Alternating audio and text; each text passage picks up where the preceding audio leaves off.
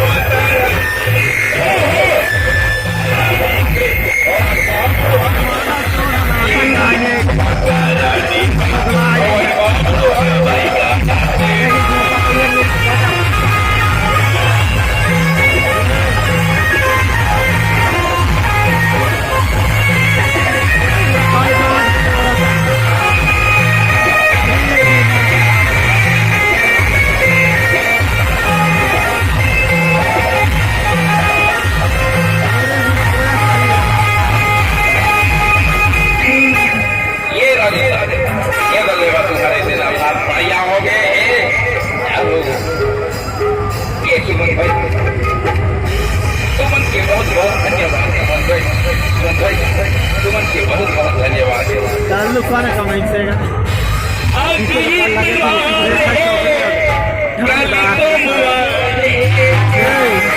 आज मंगा लेगा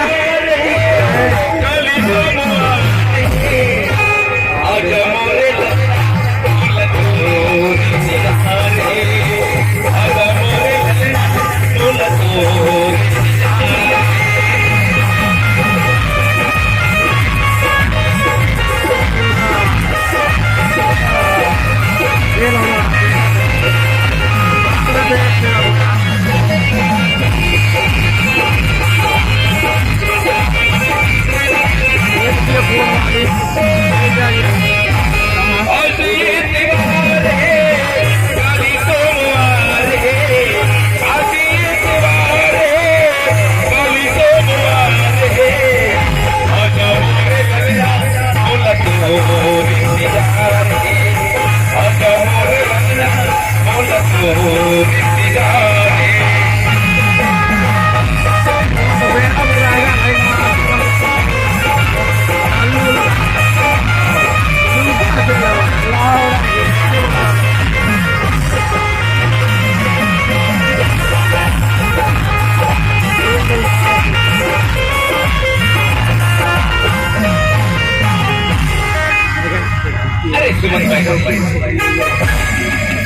मंत्री बहुत बहुत धन्यवाद।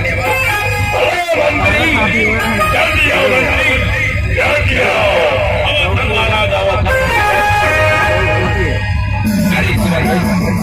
अरे ये मंत्री बन के संग मचावा और सोने चांद हीरे मोती के भंडार से मन चाहे इनाम ले लिया। ठीक है महाराज, हवन हवन जावत है महाराज। जाने कौन जावत है? कोई आगे होता है। बोल वृंदावन बिहारी लाल की। आप